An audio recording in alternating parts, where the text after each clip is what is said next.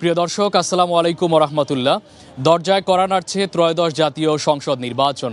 আর এই নির্বাচনকে সামনে রেখে বাংলা ভিশনের নিয়মিত আয়োজন এন মোহাম্মদ নিবেদিত রোড টু ভোট অনুষ্ঠানে আপনাদের সবাইকে সাদর আমন্ত্রণ জানাচ্ছি আমি মামুন আবদুল্লাহ।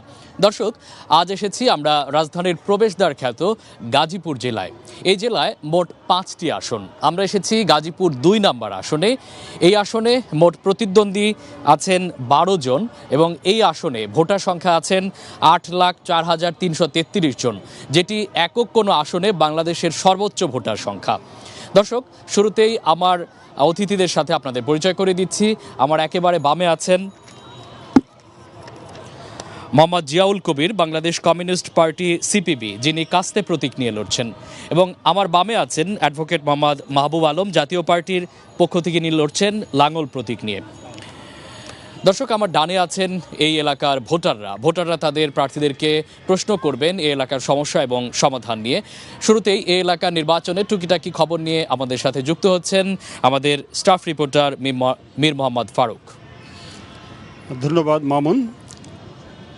রাজধানীর একেবারে পাশের জেলা ঢাকার গেটওয়ে, উঠতি শিল্পাঞ্চল এবং বাংলাদেশের সকল নির্বাচনী আসনের চেয়ে ভোটার সংখ্যা এখানে সবচেয়ে বেশি। বিশাল সংখ্যক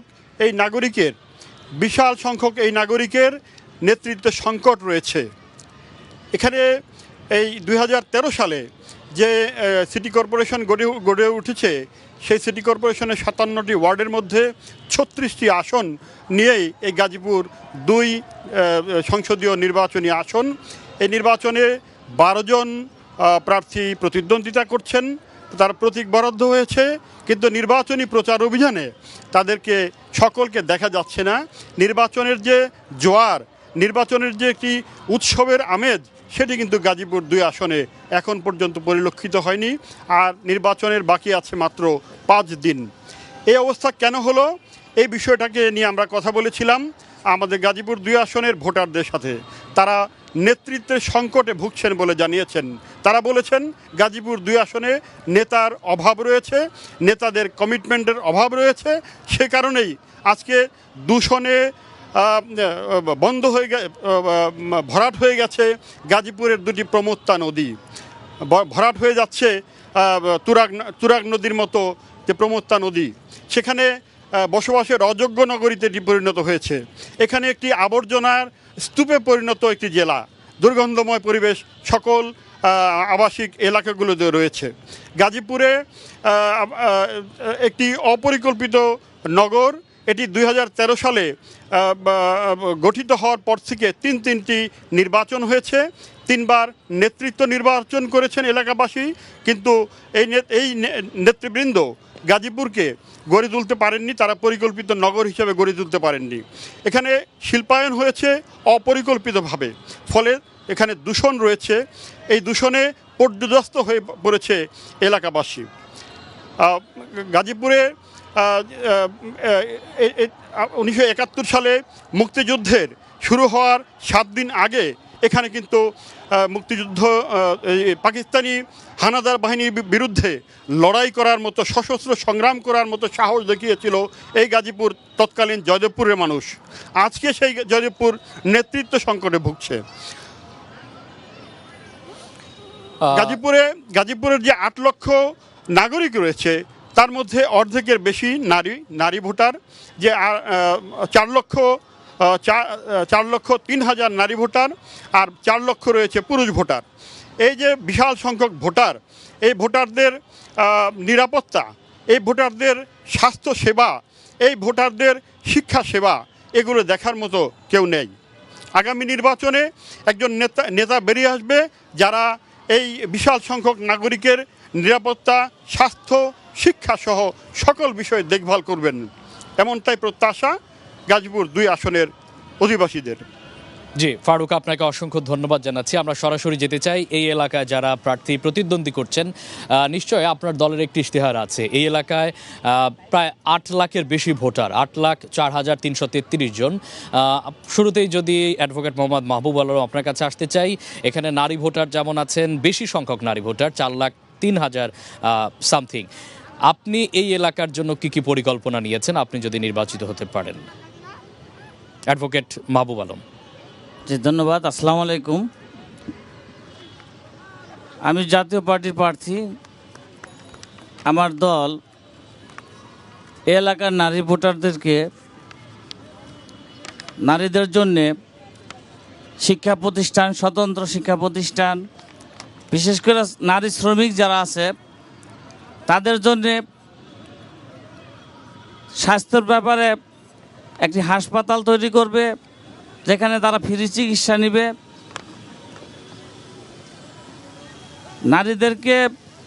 নারীরা যেন সমাজে ভালোভাবে চলতে পারে, লেখাপড়া করতে পারে, শিক্ষা প্রতিষ্ঠান, পর্যাপ্ত শিক্ষা প্রতিষ্ঠান গড়ে তোলা হবে।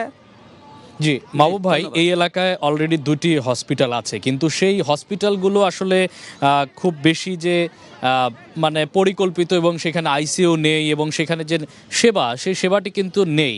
নতুন করে হাসপাতালের প্রয়োজন আছে কিনা? অবশ্যই প্রয়োজন আছে, কিন্তু যে 2টি হসপিটাল আছে সেটিকে আপনারা কোনো ধরনের পরিকল্পনার আওতায় আনবেন কিনা, সেখানে কার্যকর পদক্ষেপ নেবেন কিনা? যে 2টা হাসপাতাল আছে এই 2টা হাসপাতালকে আধুনিকায়ন করা হবে।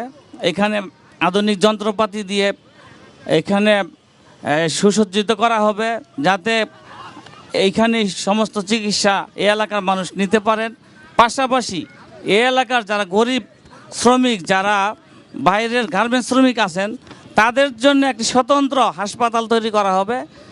তারা ফ্রি চিকিৎসা পাবেন, শুধু গার্মেন্টসের কার্ড শো করবে, তারা চিকিৎসা নেবেন। এটা হলো আমাদের পরিকল্পনা। আপনার কাছে আবারও আসবো। জিয়াউল ভাই, যদি বলেন যে আপনার দলের ইশতেহার কি কি আছে এলাকার উন্নয়নের পরিকল্পনায়? আসসালামু আলাইকুম। আমি জিয়াউল কবির খোকন, কাস্তে মার্কা নিয়ে লড়াই করছি। আমি নিজেই একজন শ্রমিক নেতা, গার্মেন্টস শ্রমিক ট্রেড ইউনিয়ন কেন্দ্র গাজীপুর জেলার সভাপতি। সেদিক থেকে আমি দীর্ঘদিন যাবৎ শ্রমিকদের সাথে কাজ করছি। এই এলাকা একটা বিশাল শ্রমিক অধ্যুষিত এলাকা। এখানে ভোটারের অর্ধেকাংশ প্রায় শ্রমিক। সেদিক থেকে আমরা আসলে যেই 8,04,333 জন ভোটারের কথা বলেছেন, এখানে শুধুমাত্র 2টা হাসপাতাল অবশ্যই যথেষ্ট নয়। কতজনের জন্য একজন হাসপাতাল হলে যথেষ্ট হয় সেইটা আমরা চিন্তা করছি, এবং সেটা উন্নত দেশের সাথে মিলিয়ে যতটুকু পারা যায়।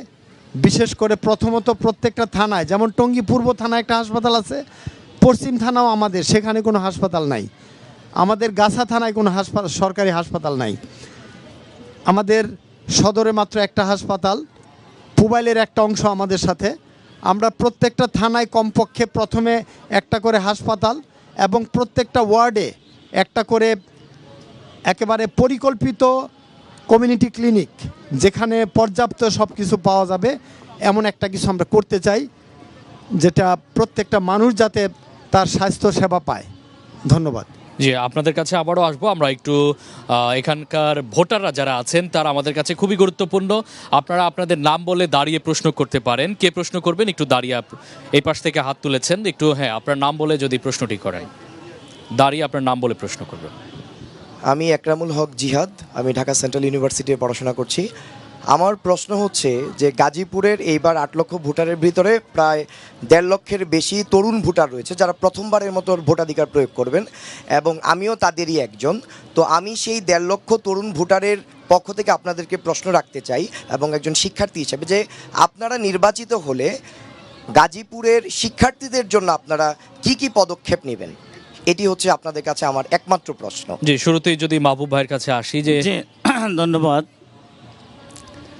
এক্ষেত্রে আমাদের পরিকল্পনা হলো গাজীপুরে আমরা একটা স্বতন্ত্র পাবলিক বিশ্ববিদ্যালয় তৈরি করব শিক্ষার্থীদের জন্যে। ঢাকা বিশ্ববিদ্যালয়ে যেতে হয়, সেই জাহাঙ্গীরনগর যেতে হয়। তো গাজীপুরের লোকগুলা, এখানে একটা বিশ্ববিদ্যালয় ছিল আগে, তো এখন আবার আমরা একটা নতুন বিশ্ববিদ্যালয় করার চিন্তা ভাবনা করতেছি। আমার দল ক্ষমতায় আসলে ইনশাল্লাহ গাজীপুরে একটা নতুন বিশ্ববিদ্যালয় করব। যে বিশ্ববিদ্যালয় আছে এই বিশ্ববিদ্যালয়ের মান উন্নয়নে আপনারা কোনো পরিকল্পনা নিয়েছেন কিনা? শিক্ষার মান যে উন্নয়নে বিশ্ববিদ্যালয়গুলো আছে এগুলো আধুনিকায়ন করা হবে, মান উন্নয়ন করা হবে, যুগোপযোগী করা হবে। জি, যদি আপনার কাছে আসি, তরুণ ভোটার প্রশ্ন করেছিল শিক্ষার মান উন্নয়ন এবং তরুণদের জন্য আপনাদের কি পরিকল্পনা আছে? ধন্যবাদ।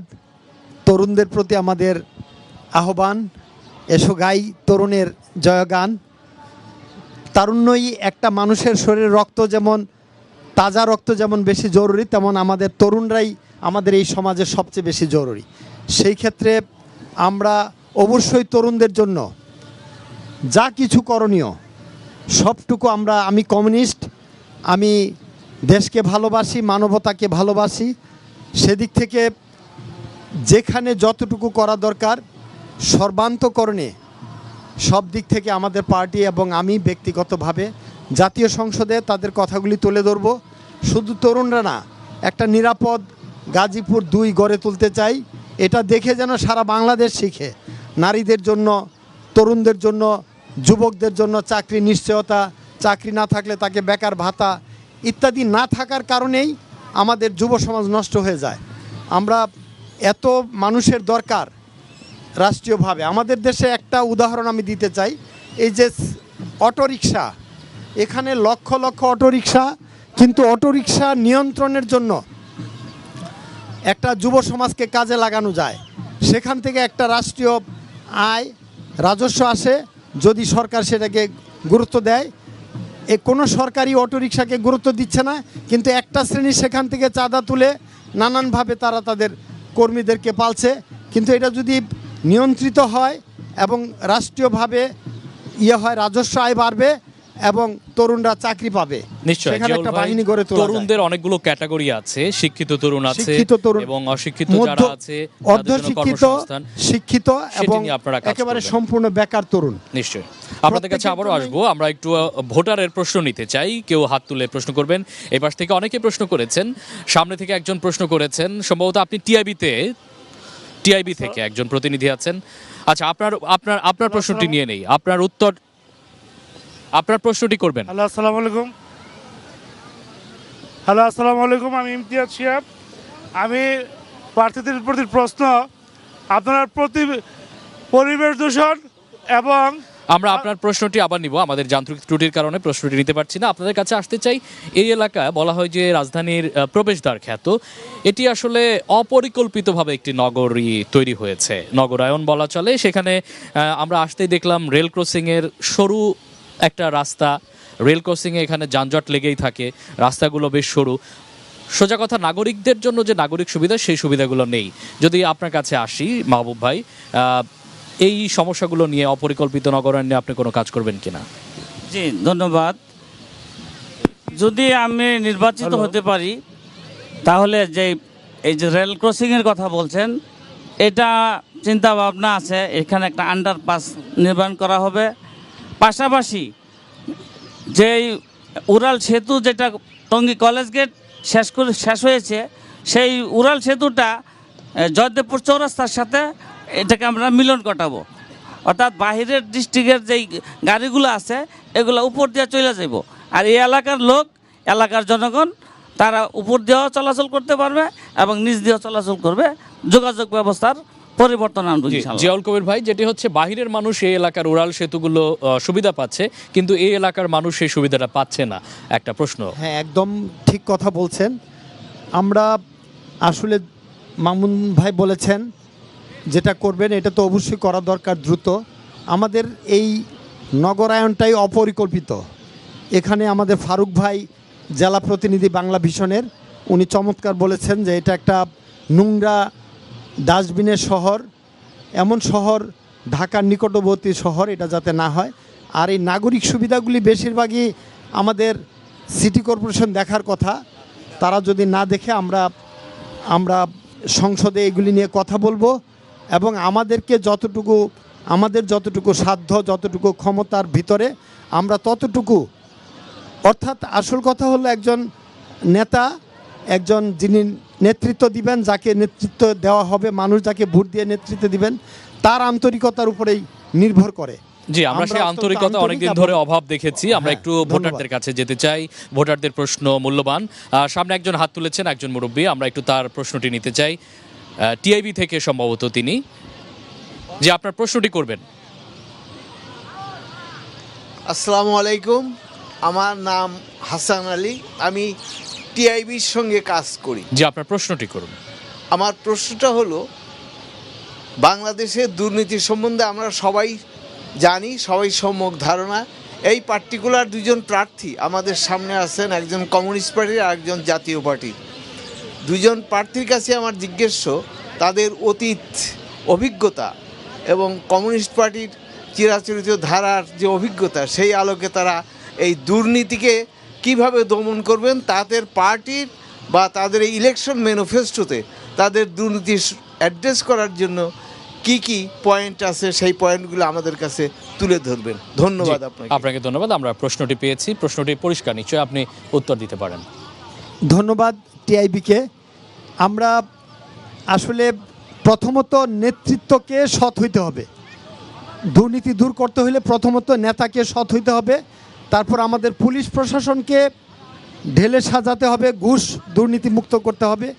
যেই দেশের নেতা এবং পুলিশ ঠিক থাকে সেই দেশে দুর্নীতি কম হওয়ার কথা। তা আমরা এই দুইটার দিকে খেয়াল করব। এবং আমি অনেক জায়গায় আমি আমার ব্যক্তিগত পেজ থেকে, ব্যক্তিগত ফেসবুক পেজ থেকে আমি বারবার বলছি, কিছুই না, শুধু কঠিন হওয়া দরকার। প্রয়োজনে যারা দুর্নীতির সাথে জড়িত দু একজনকে কঠিন শাস্তি দিয়ে, প্রয়োজনে ফাঁসির মতো শাস্তি দিয়ে, দু একজনকে দিয়ে সবাইকে শেখানো দরকার। অর্থাৎ দৃশ্যমান শাস্তির কথা আপনি দৃশ্যমান বলছেন। কিছু করা উচিত। যে মাহবুব ভাই ধন্যবাদ। আপনার কাছে আসতে চাই। ধন্যবাদ টিআইবি। আমার দল, আমরা দুর্নীতি করি না। আমার নেতা হুসাইন মোহাম্মদ এরশাদ, উনি ক্ষমতা ছাড়ার পর ওনার বিরুদ্ধে তদন্ত হয়েছে, ওনার কোনো সম্পদ পাওয়া যায় নাই। আমার বর্তমান চেয়ারম্যান গোলাম মোহাম্মদ কাদের, উনিও সরকারের বিভিন্ন দায়িত্বে ছিলেন, দুইবার মন্ত্রী ছিলেন। ওনার বিরুদ্ধে অনেক তদন্ত হয়েছে, ওনার বিরুদ্ধে কোনো দুর্নীতির কিছু পাওয়া যায়নি। তো এখন এই এলাকার দুর্নীতি আমি নিয়ে কোনো বলি, কাজ করবেন? এখন আমি তার দল করি। আমরা অবশ্যই দুর্নীতিকে, একটু আগে আমার কাচ্চি মার্কার প্রার্থী উনি বলেছেন যে দৃষ্টান্তমূলক শাস্তি। হ্যাঁ, অবশ্যই দুর্নীতিবাজদেরকে দৃষ্টান্তমূলক শাস্তির ব্যবস্থা করা হবে, যাতে কেউ ভবিষ্যতে আর দুর্নীতি করার সাহস না পায়, দুর্নীতিকে আমরা না জানাই। আমরা একটু সরাসরি এই এলাকার ভোটারদের কাছে যেতে চাই। আপনাদের প্রশ্নটি দাঁড়িয়ে করবেন, নাম বলে আপনার প্রশ্ন করবেন। হ্যালো, আসসালামু আলাইকুম, আমি ইমতিয়াজ শিহাব। আমার প্রশ্ন, আপনার এমপি নির্বাচিত হলে পরিবেশ দূষণ এবং মাদক নিয়ে আপনারা কি কাজ করবেন? আপনার প্রশ্নটি পরিষ্কার। আমরা একটু আরেকজনের প্রশ্ন নিতে চাই, একটু দাঁড়িয়ে আপনার প্রশ্নটি করবেন। এখানে একজন দাঁড়িয়েছেন, আপনার প্রশ্নটি করবেন। আমার নাম মোহাম্মদ রফিকুল ইসলাম, শহরের 29 নম্বর ওয়ার্ডে আমার বাড়ি। জি, আমার প্রশ্ন, গাজীপুর 2 আসনে যারা সংসদ সদস্য দাঁড়িয়েছেন, তারা যদি নির্বাচিত হয়, এই শহরকে পরিকল্পিত শহর, উন্নত পরিকল্পিত শহর নগরায়ন করবে কিনা? রূপান্তর পাশে করে একজন আছেন, তারা সবাইকে এক মঞ্চে তারা জি জি, তাদেরকে আপনার ডাকবে প্রশ্নটি কিনা? আমরা পেয়েছি। পাশে একজন, আপনার প্রশ্নটি করবেন। আপনার নাম বলে প্রশ্নটি করবেন। আসসালামু আলাইকুম, আমার নাম রাকিবুল ইসলাম, আমি এই এলাকার একটু বাসিন্দা। জোরে বলবেন। আমার প্রশ্ন, আপনারা ক্ষমতায় গেলে এই এলাকার প্রচণ্ড পরিমাণ গ্যাস সংকট, এরা সমাধান হবে কি না? জি, প্রশ্নটি পরিষ্কার। আমরা আরেকজনের প্রশ্ন নিতে চাই। পেছনে একজন আছেন, মুরব্বী প্রশ্ন করেন, আপনার নাম বলে প্রশ্নটি করবেন। বিসমিল্লাহির রহমানির রহিম। আমার নাম মোহাম্মদ সিদ্দিকুর রহমান, আমি 37 নং ওয়ার্ডের ভোটার। জি, আমি জানতে চাই, বাংলাদেশ মুসলিম এক বিশ্ব সংখ্যাগরিষ্ঠ লোক, এখানে জাকাত বোর্ড গঠন করে দরিদ্র মোচন করবে কিনা তারা? দারিদ্র্য বিমোচনের জাকাত করবে কিনা? আমরা এই প্রশ্নগুলো উত্তর নিয়ে নেই, আবারও দর্শকের কাছে আসব, ভোটারদের কাছে আসব। শুরুতেই যদি মাহবুব আলম ভাই প্রশ্ন করছিলেন যে খুবই ইম্পর্টেন্ট প্রশ্ন, সেটি হচ্ছে এই এলাকায় বলা চলে যে ক্যান্সারের মতো একটি সমস্যা, সেটি হচ্ছে নদী দূষণ।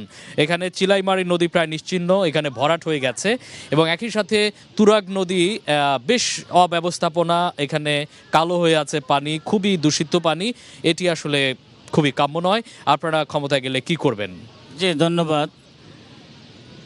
নদী দূষণ রোধ করব।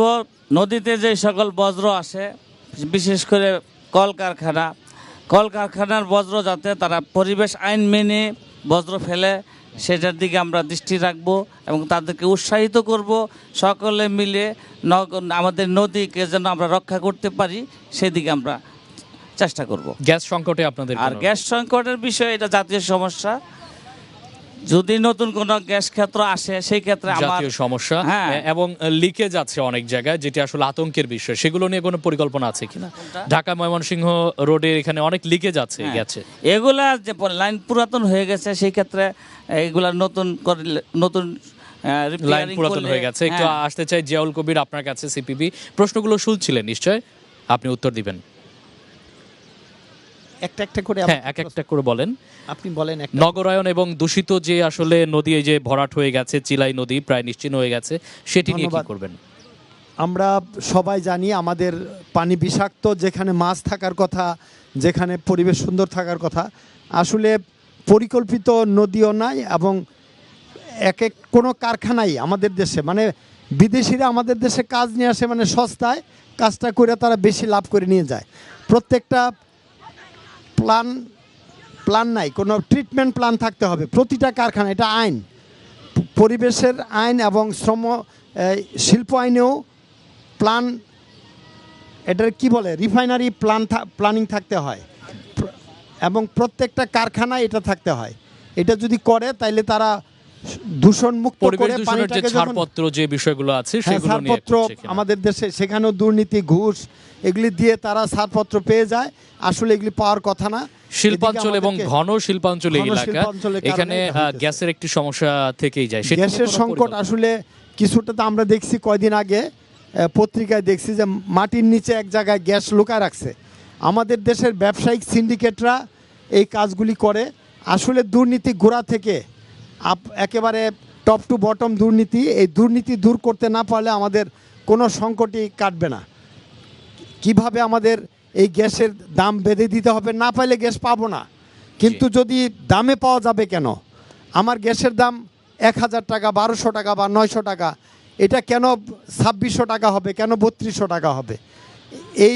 এটা তো হইতে পারে না। নাই গ্যাস নাই, কিন্তু দাম সরকারকে ধরে বেঁধে দিতে হবে, সেই দাম অনুযায়ী গ্যাস বিক্রি করতে হবে। অ্যাডভোকেট মাহবুব ভাই, আপনার কাছে আসতে চাই। একজন প্রশ্ন করেছিলেন যে আমরা 90% বেশি মুসলমান এই দেশে বাস করে, এখানে জাকাত ভিত্তিক ব্যবস্থা আপনারা গড়ে তুলবেন কিনা দারিদ্র বিমোচনে, যেটি অত্যন্ত গুরুত্বপূর্ণ? জি, ধন্যবাদ। আমরা এদেশের 90% জন মুসলমান।